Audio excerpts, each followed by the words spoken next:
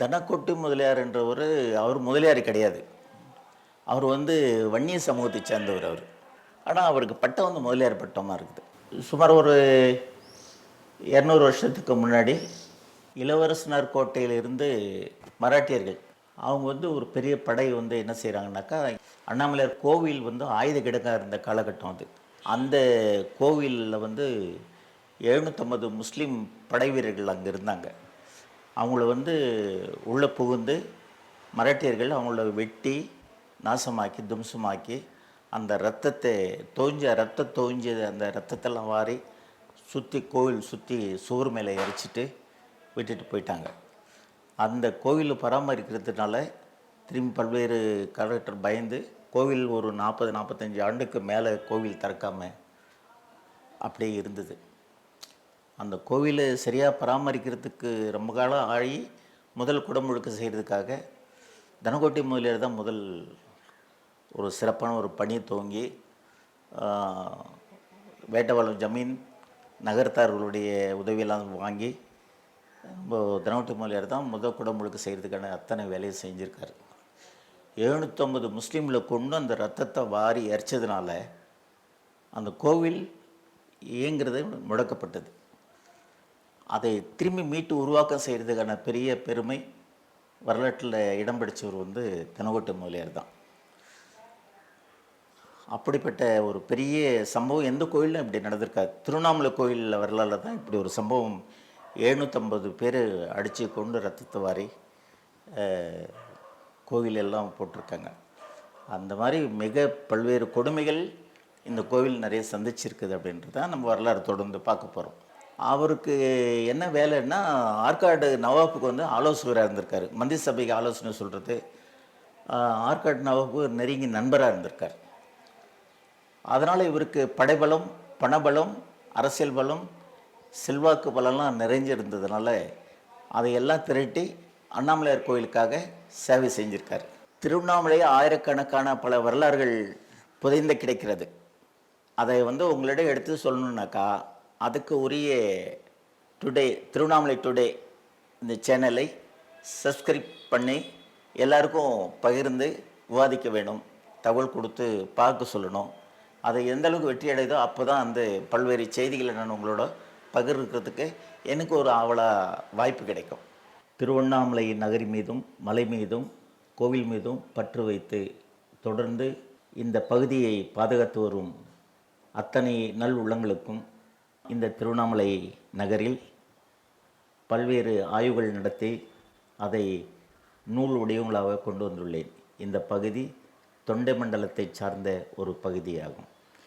சில பேர் இந்த பகுதியை நடுநாடு என்று கூறுவார்கள். நடுநாடு தொண்டை நாட்டுக்கு பிறகுதான் உருவாக்கப்பட்டது என்ற வரலாறு நிறைய பேருக்கு தெரியாது.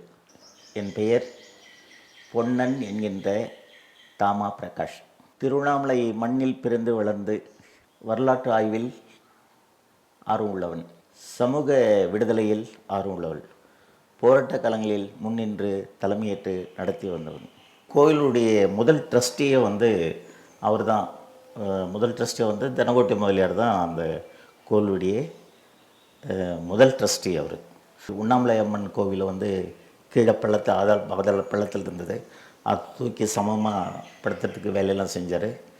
இந்த கோவில் பல அரசர்களால் ரொம்ப சிதைக்கப்பட்டுச்சு.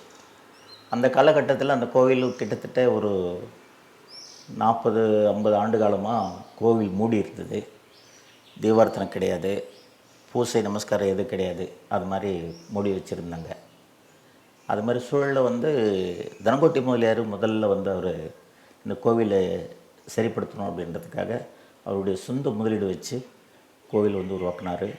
நாட்டுக்கோட்டை நகரத்தெல்லாம் அழித்து அந்த கோவிலுக்கு நல்ல மறு கட்டமைப்பு செய்ய சொன்னாங்க.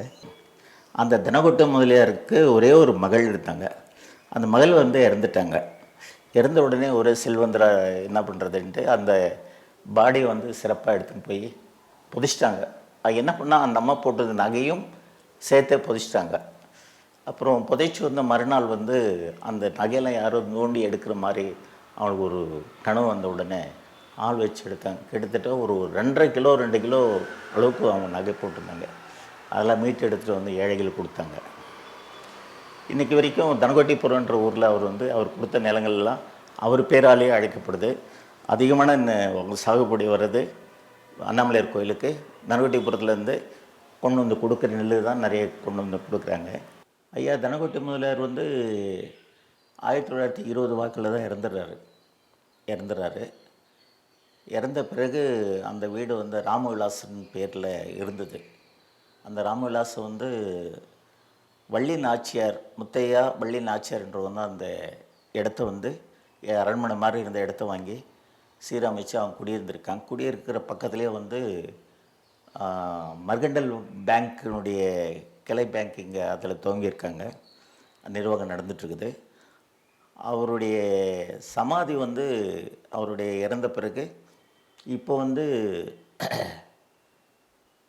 யாத்ரி நிவாஸ் கட்டியிருக்காங்க அரசு சார்பாக.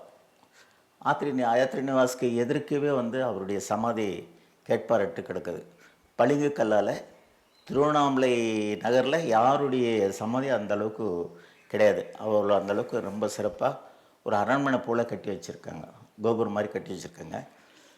அதாவது அம்மணியம்மாவுடைய ஜீவசமாதி எதிர்க்க அந்த எதிர்க்கு அவருடைய இடம் அவருக்கு சொந்தமான தானமாக கொடுத்த இடங்கள் இங்கேருந்து தனகோட்டிபுரம், அதாவது நாயுடமங்கலம் என்ற ஊர் பக்கத்தில் தனகோட்டிபுரம்னு ஒரு ஊர் இருக்குது. அங்கேருந்து 15 கிலோமீட்டர் இருக்கும். இங்கேருந்து புறப்படா 15 கிலோமீட்டர். அவருடைய பேரில் அந்த நிலங்கள் இருக்குது. அந்த நிலத்தில் வர சாகுபடி தான் அண்ணாமலையார் கோயிலுக்கு ஆண்டுக்கு பல நூற்றுக்கணக்கான மூட்டைகள் அரிசி இதுவும் வருது. அந்த அரிசியால் தான் மக்களுக்கு தானமாக அன்னதானம் வழங்குகிறாங்க. அவருடைய பேரில் நிறைய நிலங்கள், நிறைய கல்விக்கூடங்கள், நிறைய தான தர்மம் செய்கிற சத்திரங்கள் எல்லாம் சென்னையில் இன்னும் உயிரோட்டமாக இருக்குது. ரங்கநாதன் ஸ்ட்ரீட்னு சொல்கிறாங்களே சென்னையில், அந்த இடம் இவர் பேரில் தான் இருக்குது. அவருடைய உறவுக்காரர் தான் இவர் தனகோட்டி முதலியார்ன்றவர்.